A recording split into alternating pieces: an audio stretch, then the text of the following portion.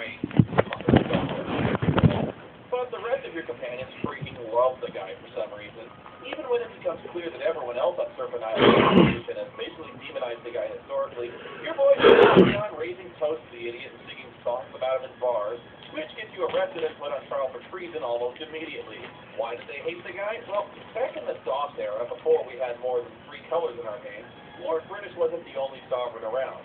The land was called Caesarea back then. Remember all those other kings in Oklahoma who had their own captive princesses? Yeah, well, when Lord British came forward and proclaimed that he's discovered the one true religion based on a book he found that comes from outer space, a few people had some understandable objections. Turns out people don't like having a stupid fake ideology imposed on them by royal mandate. Turns out people kind of get suspicious when only one copy of this holy scripture exists, and it's hidden behind impenetrable magic wards, and only one man can even look at it. And this asshole is supposed to be your messiah. Yeah, let's just say a few people called bullshit on Lord British. So in the end, these people who objected, 3 entire nations of people, were forced to leave the planet entirely because they wanted to continue pursuing their own philosophical beliefs free of persecution. Still thinking Lord British is a good guy, he declares himself king over the entire planet, crushed all resistance before him, creates his own theocratic monarchy, and instead of tolerating any other form of worship or religious belief in his domain, forced thousands of people into extra-dimensional exile. What an asshole! This intolerant prick refuses to even countenance the presence of those who don't blindly follow his made-up religion without question. This wouldn't be the first or last time this would happen either. I mean, in Ultima 6, he didn't even attempt to pursue diplomatic relations with the gargoyles either. He just sends the Avatar to go slaughter everyone who threatens his precious shrine. In fact, the only reason he accepted truth in the first place is when the Avatar forcibly imposes one on him by giving one of the vortex lenses to the Gargoyle King. What makes British even worse is that his religion is actually a complete lie. A lie that's revealed when you get to Serpent Isle and find the ruins of the ancient people who used to live there, a race of people called the Ophidians. The Ophidians believed in godlike serpents representing the conflicting principles of order and chaos, and they followed their own virtues based on those forces. The serpents take the form of 2 snakes wrapped around together in conflict. 2 snakes coming together, facing each other, but they're one. Actually, it's 3 snakes. There's one snake in the middle called the Great Earth Serpent of Balance. Here's the thing, though. The Ophidians are entirely correct. The serpents of order and chaos actually exist. You see them. Hell, you talk to them. They are fucking real. So real, in fact, that when the serpent in the middle that keeps order and chaos from destroying each other goes missing, the resulting imbalance and conflict starts to unravel the fabric of reality itself, and threatens to not only destroy Britannia and Serpent Isle, but all of existence in every dimension, everywhere. Basically, the serpents are God in this game. What does this have to do with anything besides Lord British being every bit the power-mad, intolerant, murderous skid mark the Caesarians think he is? Well, as I said, the Serpent of Balance has been lost. I think what happened is that in Ultima 3, Exodus got so powerful he somehow managed to rip the Earth Serpent out of the void and bounded the guard Castle Death, and from there, I don't know, it got sealed up in a statue. In the meantime, the other 2 snakes started fighting. The Order Serpent ended up killing the Chaos Serpent, and that really fucked things up. And that's why they're teleport storms. That's the universe destroying itself. And Batlin, well, he's got his own plan, although I'm not 100% sure I fully understand the big picture here. He's gathered the 3 pieces of the Chaos Serpent, and he wants to use them to somehow steal their power. He even tells you that he plans to use this power to become immortal and overthrow the Guardian himself. But something goes wrong, again, I'm not sure what, but when Batlin tries to open the Wall of Light to access the void and gain this power, lightning strikes him from out of nowhere and just kills him. See how I reward those who fail me. Yeah, but what? The Guardian did that? So he can just smite any poor bastard he wants with fifth lightning at any time?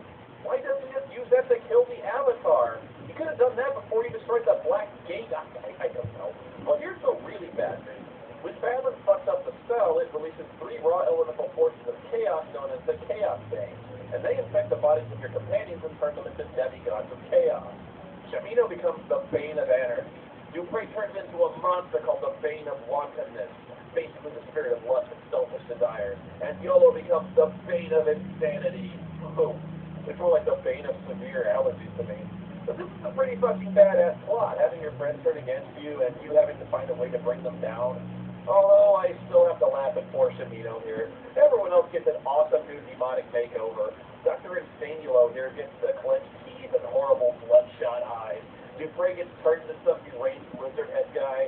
And Shimino, the terrible bane of anarchy, gets the exact same dopey hang dog look he always had. He just sort of glows blue. I'm sorry, I just can't see the world quailing in terror before I do this here, soccer cap. So your old friend, now possessed of this godlike fury, waged a campaign of genocide across the entire island and killed just about everybody.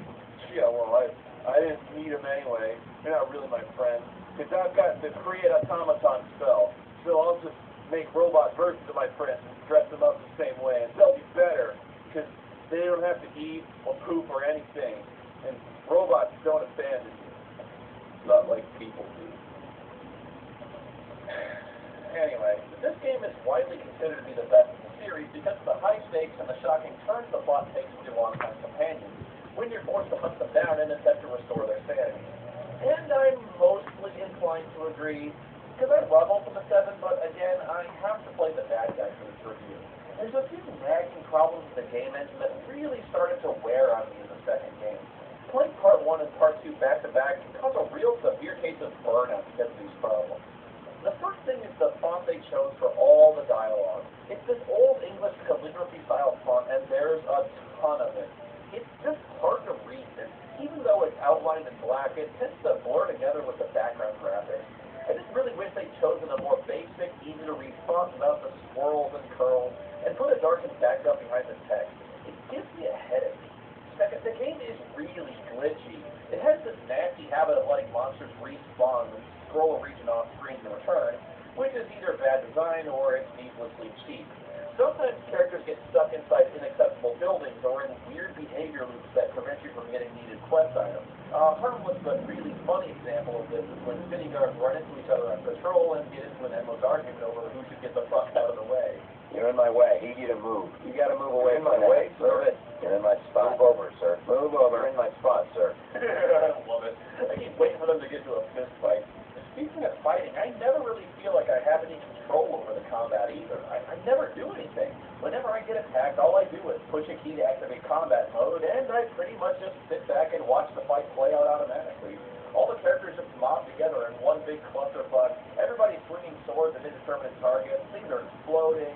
The action is obscured with character dialogue, and in a few incomprehensible seconds, it's just over and I lose bodies. I basically have no meaningful input to the outcome of fights aside from how I equip the characters, and combat just becomes a spectator sport, which is in stark contrast to the strategic decisions involved in earlier games. If you're having trouble with the combat, I found the best thing to do is collect sleeping potions, which ordinarily have no practical value. Except if you open your inventory during combat, you can use this sleeping potion on your enemies, and for some reason this works. They just fall into a coma on the spot. So if the Chaos Fans get together and start kicking your ass, apparently in the middle of combat you can just force feed them sleeping potions and they're rendered completely helpless. I have no idea if this is a glitch or an intentional design decision. It's like the Bronze Man with the poison grass and clothes of Bruce Lee. Why would they do this? The interface really starts to get on your nerves too. Nothing is as easy as it should be in this game. Here's a prime example. All I want to do is put this black rock serpent inside this slot at the temple's floor. But come on. The game just doesn't understand. It's just, God damn it! Why does it have to be this precise? I'm putting it in the fuck! I mean, it's right over the slot. God damn it! This shouldn't be that hard! You also have to manage every individual character's inventory, which is an incredible amount of micromanagement. You have to get downright obsessive compulsive with your inventory organization if you want to find anything without 5 minutes of searching through 6 distinct inventories. In fact, it's the inventory system that made me rage quit this game and leave it unfinished up to now. Here's what happens. At the end of the game, you need to free the Great Earth Serpent from its prison so it can restore balance between order and chaos and save the universe. And to do that, you need to wear all the sacred Ophidian serpent relics, because only the Hierophant of Balance, who wears all these items, can access the Temple of Balance. So I played the whole game collecting all the serpent items till finally it was time to suit up. My destiny was all leading up to this. I donned the sacred serpent armor, wielded the powerful serpent staff. I wore the fabulous serpent earrings. I wore the serpent necklace, the serpent crown, ready to mighty obsidian sword. And finally, I wore the serpent ring. Where the fuck is the serpent ring? Oh shit. Oh no. Oh no. Where the hell did I put the serpent ring?